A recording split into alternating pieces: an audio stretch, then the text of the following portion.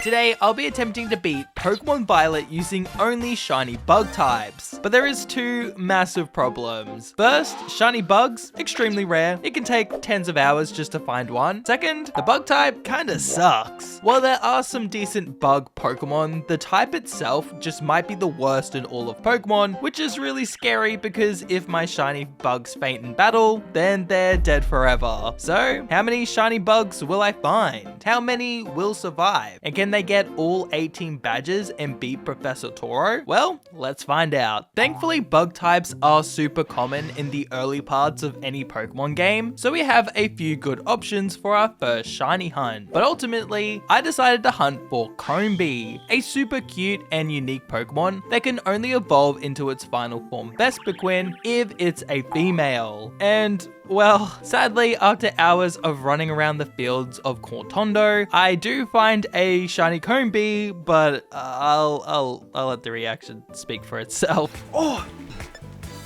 shiny Combee! Oh my god, please be female. I can't see its little head. I don't think it is. No, come here. I don't think it's female. Well, Dim here is very adorable, but he's no queen, so I decided to keep hunting. And after a day of hunting, I came out with 4 more shinies. But were any of them the queen that I needed? Ooh. Ooh, you shiny? You have to be, right? Okay, shiny Kricketot. Not quite what I was after, but I'll take it. I'll take it. Take it. Oh, another Kricketot. No, don't run, bro. Come back. Okay. It's a cute Pokemon. I'm just, not what I'm after. Not what I'm after at all. Oh, Crit Capture though. Oh my god, wait, that's a shiny Hoppip in the back there. Hey, fellow. I feel like I've been getting a lot of shiny Hoppips lately. I bet the next time I try to hunt one, though, it will be not existent. Oh, it's so cute, though. Look at him. It's a guy. The ball, buddy. Easy. Not a bug, though, unfortunately. Shiny Combee. Oh my god, after... Oh. Come here. Don't run away. I think you're male, though. Yup. Unfortunate. Alright, I think I've spent enough time.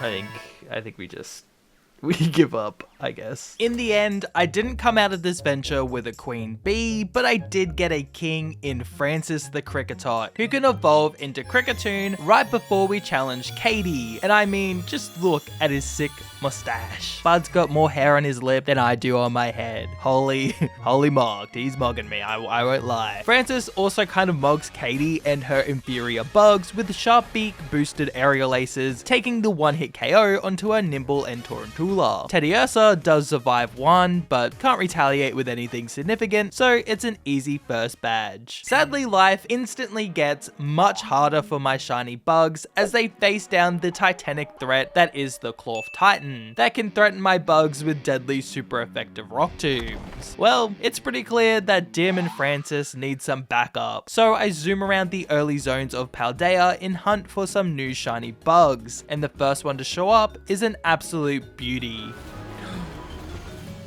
Finally! Let's freaking go! I got my shiny using. Yippee! It's been forever.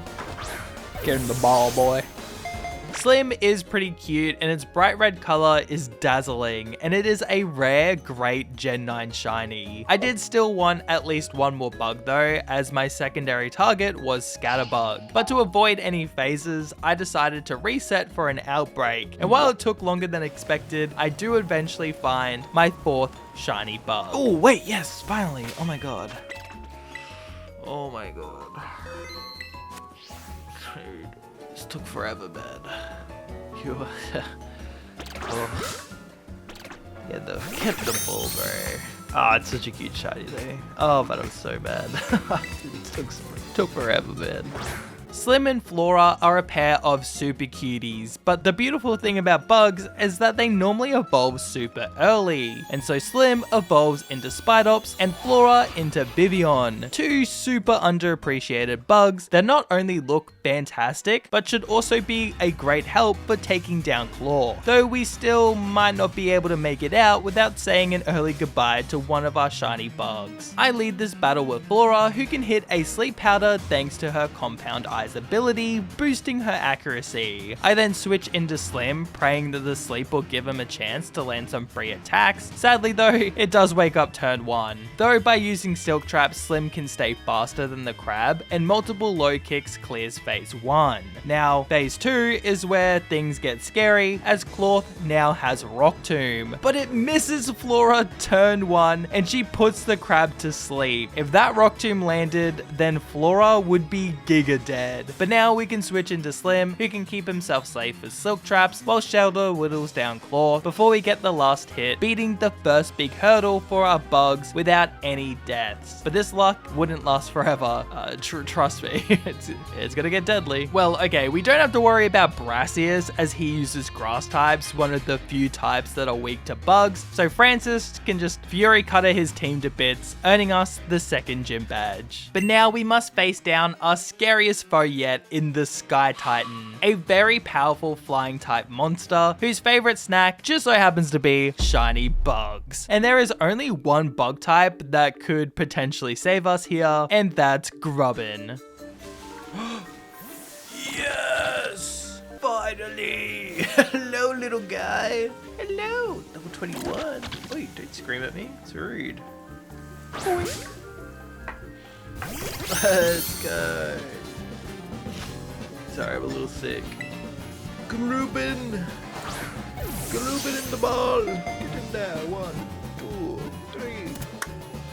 Oh yeah. Now, you might be thinking, man, how is this little fella going to bring down a massive flying titan? And well, you see, this guy actually evolves into the bug electric type Vikavolt. Not only another incredible shiny, but he's also packing an incredible 145 base special attack stat. That's only 5 less than the legendary Pokemon Kyogre. This power does come at a cost, however, as Ada is one of the slowest Pokemon in the game. So the Sky Titan is able to outspeed and lands a disgusting rock throw, chunking poor Ada before she's able to then one-shot the first phase with Thunderbolt. But this is the only Titan that doesn't allow you to heal between phases, so Ada is stuck with just 30 HP when going into phase 2. I just have to pray that it doesn't target Ada, and well, my prayers aren't answered, and a wing attack smacks Ada, but she lives and one-shots phase 2 with another Thunderbolt. Holy! She almost died, but she hung on, getting us through this terrifying battle. Giacomo is next on the to fight list, and with him using dark types, you'd think this would be a free matchup, but in reality, this fight is actually pretty awkward. I mean, his lean Pawniard doesn't even take super effective damage from bug type attacks, but even Slim's 4x super effective low kick isn't enough to do even half of its HP bar. And let me tell you, tanking these aerial aces isn't comfy. A second low kick does bring Pawniard into the red, but it does outspeed Slim, and he's one more attack from death, so I gamble by using Silk Trap to lower Pawniard's speed, even though this does trigger its Define ability, giving it +2 attack. In the end though, the gamble paid off. Slim is now faster and gets the KO with a third low kick, bringing in Giacomo's Starmobile. And I don't know if any of y'all been traveling on a highway at night, but bugs do not enjoy cars. I tried a Silk Trap to lower its speed, and while the Protect effect still works, it doesn't actually trigger the speed drop, so I guess we're just switching out, as I bring in our strongest soldier, Ada, who tanks a Wicked Talk like a beast, but she doesn't have any strong special bug type attacks yet, so our best option is actually Thunderbolt, which does an impressive chunk of damage. But thanks to Metal Sound, Ada does have to switch out, so I bring in Francis. To keep up with the Metal Sound, Francis uses Struggle Bug to lower its special attack while doing tiny chips of damage. In the end though, Francis has to dip, and I send in Dim to see if he could handle an attack or two. This almost ends in Dim's demise, or demise. Anyway, Dim almost friggin' died on the Switch, so yeah, he isn't going to be much help here. In the end though, it was Flora who would clutch up this battle for us. Thanks to her dodging a metal sound on the Switch, she's able to land 2 more struggle bugs, shutting down the Pokemon car thing. And still with 0 deaths. My bugs barely made it out alive in that battle, and it was a huge wake-up call that we needed to find some more powerful shiny bugs to help the team. And when it comes to instant bug power, 2 Pokemon come to mind pretty quickly. First being a fan favorite bug. Hell, it might even be the most popular bug of all time. My first target is Scizor, a very powerful bug steel type that hits like a truck and should be a pretty good switch in, as in compared to my other bugs, it only has one weakness, being fire. For now though, I have to find a shiny Scyther, which I thought would be easy work with how many were spawning, but it still took over 7 hours to find our next shiny. Oh my god. Popped out of existence. Into existence? You know what I mean. Where'd he go? Yep, there you go. Oh, finally, very finally. God, he's cool.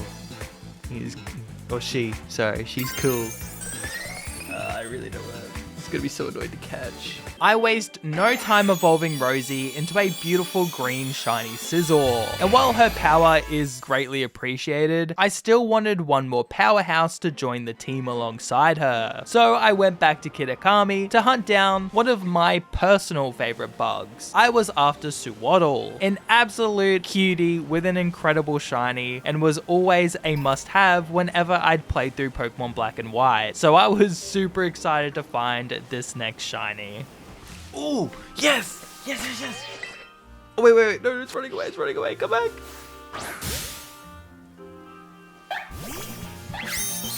Shiny Suwaddle. It's so cute. Oh my god. So freaking. He's adorable. Sleep better? God, I'm so stupid as a grass type. I can't even sleep powder it, bro. Oh my god. I know. Just get that this thing, bro. 1, 2, 3. Yippee! Okay, we need to talk about the shiny Suwaddle line, because Suwaddle looks amazing. The leaf becomes such a nice green color that I can like physically feel stars form in my eyes whenever I look at it. And then when he evolves into Swadloon, he becomes this awesome white and light green color, which combined with the eyes just pops. Another top tier shiny. But then we have Leavanny. Dog, it's barely different. In Gen 5, it does look a lot better as the green is so much brighter, but with the 3D models like saturation problem, it comes out looking pretty mid in the modern games. Though my love for Leavanny as a Pokemon does far outweigh my disappointment in its shiny form, and so Flick joins the team, and I'm now confident that we can beat Iono. But this confidence would lead to the first death of the run. Now, despite being a part flying type, Iono's Watch Rule is still an easy KO for Slim and his Rock Tombs. But then Bellibolt enters the field, and this is where things get scary, as it's incredibly bulky and hits like a truck thanks to its Electromorphosis ability, which for some reason I just completely forgot about in this battle. So after exchanging blows, Bellibolt's Spark is now twice as strong, and it nukes poor Slim, killing him on the spot. Slim was already starting to get outscaled, but he was pivotal to these early game fights that it feels unfair to say goodbye to him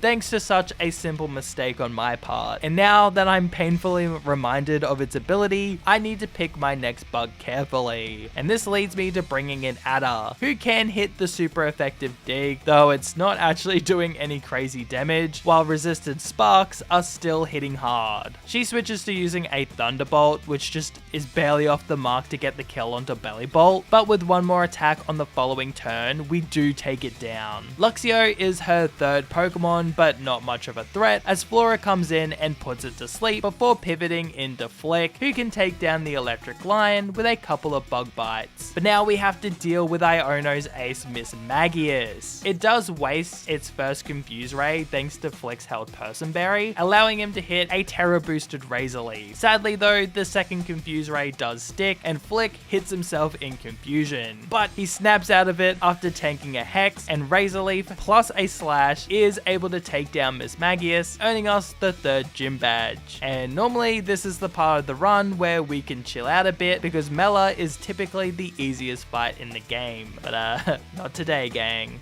Not today. Now, I did just spend hours upon hours finding Flick and Rosie, but they're both 4 times weak to fire, and Mela just happens to be the fire team star boss. So I am once again searching for another shiny bug to save us from death. And my target was the water bug type Surskit, one of the most underrated bugs of all time due to it being pretty rare in most games, but it is pretty common in Violet. So surely we can find it pretty quickly, right? Well, I mean, I guess in some ways 10 hours for a shiny isn't too long, you know, if you think about literally any other game. But yeah, it took over 10 hours. It was a roughie. Oh my god, oh my god. Yes! Wait.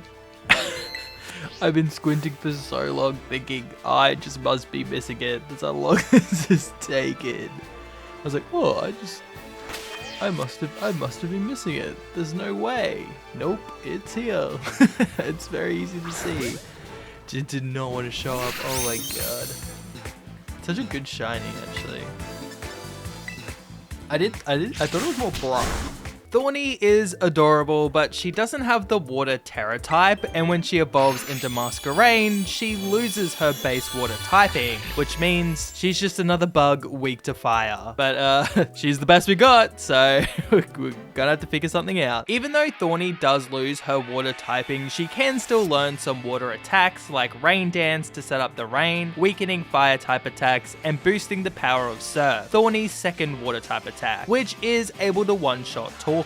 So now we have to deal with Mela's Starmobile, and despite the damage reduction from the rain, Blazing Torque still hits disgustingly hard, and it gets the burn. And then Surf isn't even close to getting a 1-hit KO. Just about the worst turn 1 I would have wanted to see here. And with the burn damage, it's like more than guaranteed that a 2nd Blazing Torque kills poor Thorny, but I have no other choice here. So after spending tens of hours finding Thorny, we have to say a very quick goodbye. But her death doesn't even guarantee the safety of the rest of our bugs. So I decided to send in Ada, who gets hit by a Screech, lowering her defense, but she retaliates with a Thunderbolt. A Blazing Torque on the following turn does insane damage, and Thunderbolt barely misses out on the KO. Oh this is so tough. We can definitely finish it off with a Bullet Punch from Rosie, but we need to find a way to safely switch her in thanks to that 4 times weakness to fire. And so, with a very heavy heart, I send in our very first shiny bug. That's right, Dim comes fluttering onto the battlefield just to immediately flutter up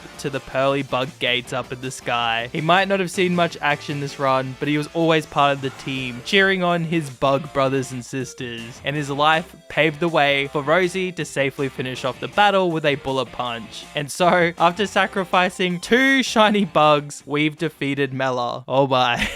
Losing 1 shiny is pretty tough, but so far in this run, we've lost 3, which is downright heartbreaking. But it wouldn't be fair to our fallen bugs if we gave up now, just because things were getting a little tough. Instead of giving up, we owe it to our bugs to lock in and keep fighting. Or I could forget to teach Rosie Brick Break for the battle against the Steel-type Titan Orthworm.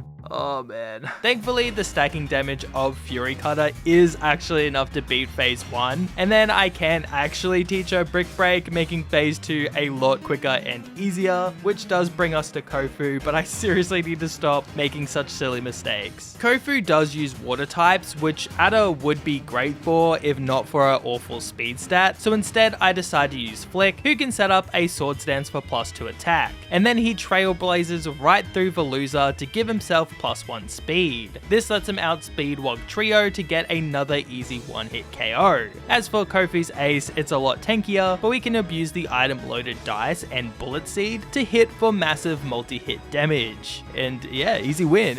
It's actually kind of nice to have an easy fight for once. Well, to be honest, the next 3 battles were just as easy thanks to Rosie's steel typing, allowing her to set up sword stance for max attack before running right through Atticus, Larry, and even Nimona. But for Rhyme, there was one little bug that would be essential for keeping this deathless streak going, and that was Nimble, another Gen 9 bug that has an amazing shiny. Is that shiny in the back there? Is that like a flittle or something? No, it's shiny, let's go! Oh wait, no, it's running away again. No, come here. Oh my god. Let's go, baby. Another girl. I'm getting a lot of girls lately. That's the problem, it's just... there's never a lot of girl characters in Meteor. It's making my name seems hard, okay. Netball. Yeah, netball game. Let's go. Alright, that was a lot quicker than the Surge Skid Hunt, I'll tell you that for free. Let's go, baby! Hopper starts off as one of the smallest and cutest bugs of all time, but it isn't long before he evolves into the much more threatening Low Kicks, a bug dark type that should crack Rhyme's team apart. And yeah, Hopper kind of just sucker punches most of her Pokemon for like 3 one-hit KOs, and then Flick takes care of Mimikyu. Another easy one in the books. Man, those last few battles have been so easy, but you know what isn't easy? Finding a goddamn shiny Heracross. It took almost 20 hours to get my pink Rhino Beetle. I was losing my mind. I was like, are these static Heracross? What is going on? It was insane. It was so stupid, but eventually we did, of course, find ourselves a shiny Heracross. Oh my god.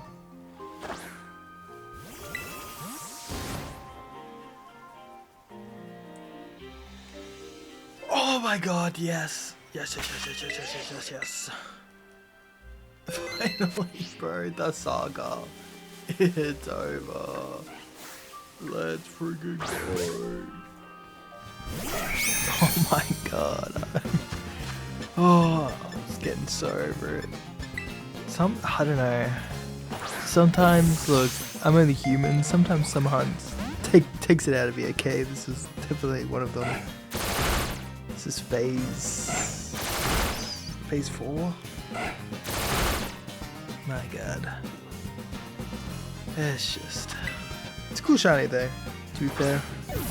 And I finally used boys in a Nuzlocke run. I promised you I would.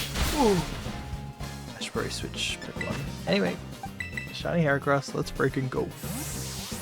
In the end, it was well worth the wait, as Thumper makes quick and easy work of the Quake Titan, and he looks great doing it as well. The pink is just so iconic. Bugs really do have some of the best shiny forms. Ever since Mela, we've been cruising through every battle with no worries, and we haven't even been close to losing another bug. But I think we all knew that that would come to an end. 1, because I'm kind of bad at the game, and 2, bugs are also kind of bad at the game.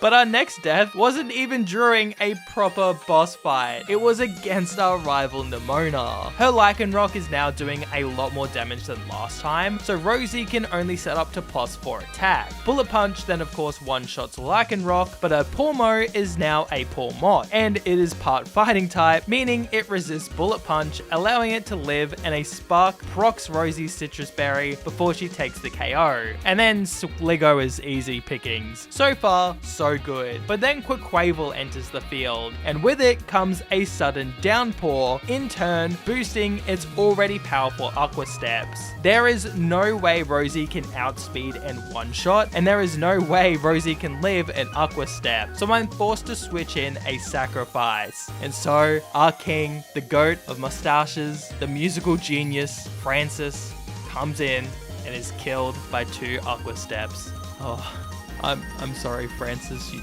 truly were a one-of-a-kind bug. His death allows Ada to come in, tank an Aqua Step, to then one-shot it with a Thunderbolt, ending the battle. And so ends our deathless streak.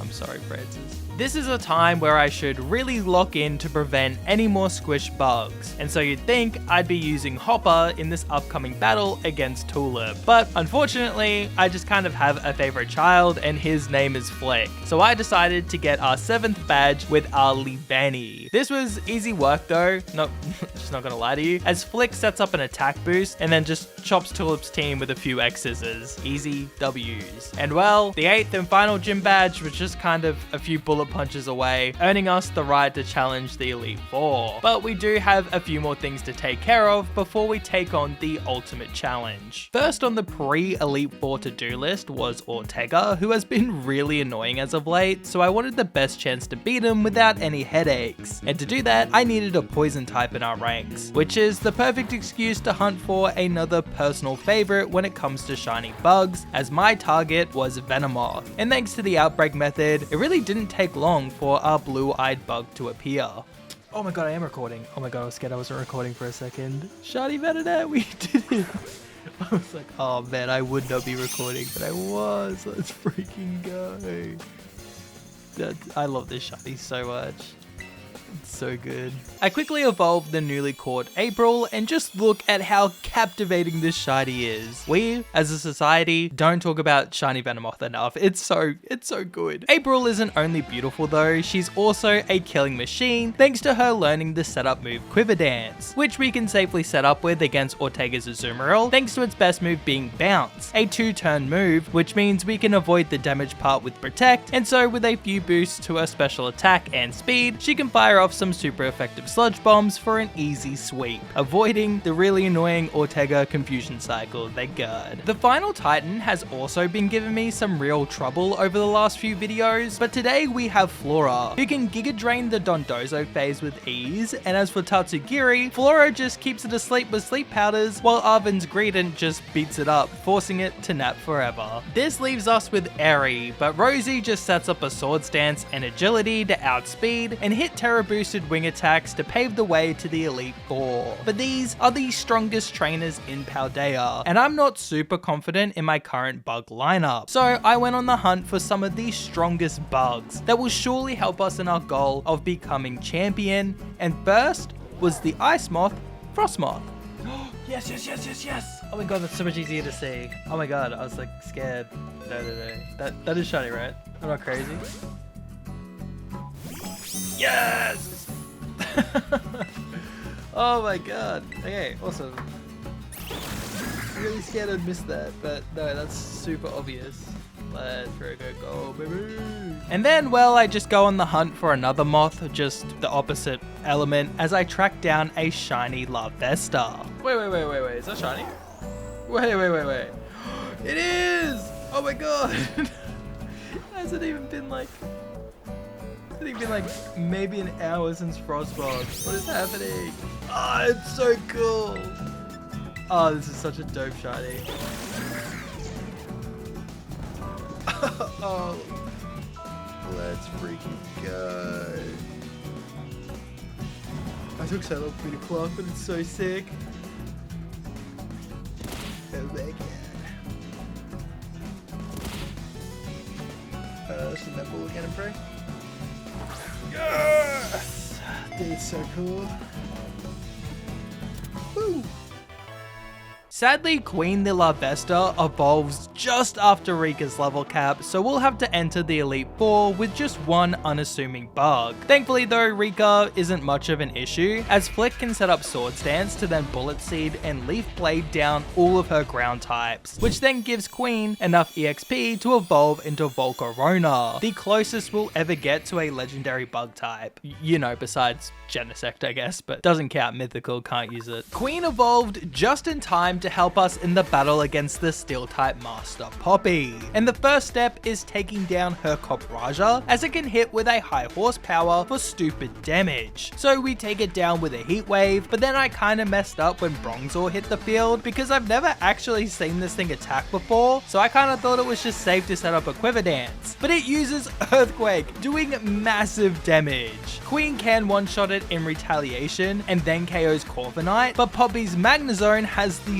Sturdy ability, So even though Queen is super damaged and could die to a discharge, I swear this thing is just hard-coded to use light screen, so I take a gamble, proccing it sturdy with flamethrower, and it doesn't attack. So a second attack finishes it off, and Poppy is now down to her ace. And even with the special defense boost from light screen, Queen is still able to get the one-hit KO. That's my girl, Volcarona, the goat of bugs. Okay, last time we versed Larry, we just kind of brushed him off like he wasn't even a challenge, but this time he's still not really a challenge, but I'll talk about him just a little bit more. He now uses flying types, which would be a problem if we didn't just catch Muffy the Frost Moth, who can set up a few quiver dances and then kind of just blows away Larry's new flying types with a few ice beams. That ice typing's really handy, and not just for Larry. It's also like super helpful for Hassel as he leads with Noivern. It does hit a bit harder than Tropius, but Muffy's special defense plus the special defense boost from Quiver Dance let her safely set up so she can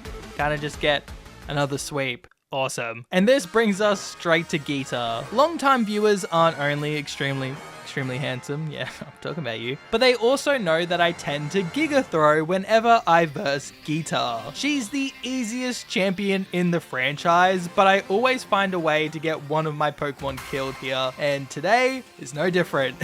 Her first Pokemon Espathra is Bug Food for Hopper, as she uses the priority first impression for an easy one-shot, and then Geeta sends in King Gambit, but Axe Kick from Hopper is 4 times super effective, so it just gets murked. Go-Go is third, so I switch into Queen, who hits the farm animal with a fiery dance. Geeta then sends in her ice table for some reason, so it just suffers the same fate. Veluza, on the other hand, is a bit scary for Queen, so I switch into Rosie, but she's smacked by a liquidation, which does way more damage than I thought it would, and it gets the defense drop, so she's forced to switch into Hopper, who can use First Suppression again to one-shot Veluza, leaving Geeta with her Gilmora. I thought an Axe Kick here with Expert Belt would go crazy hard, but Gamora outspeeds Hopper and kills her with a dazzling gleam. That's so sad. One of our coolest bugs is now dead, and it's kind of all my fault. That was just a bit silly. I kind of forgot about speed tiers, I'm not gonna lie. The only bug I can safely rely on right now is Rosie, but a Bullet Punch doesn't even look like a 2-hit KO, and the damage from Terra Blast is devastating. I really can't afford to switch in any of my bugs here, so I'm forced to let Rosie fall. But her last Bullet Punch must have been a low roll, because Rosie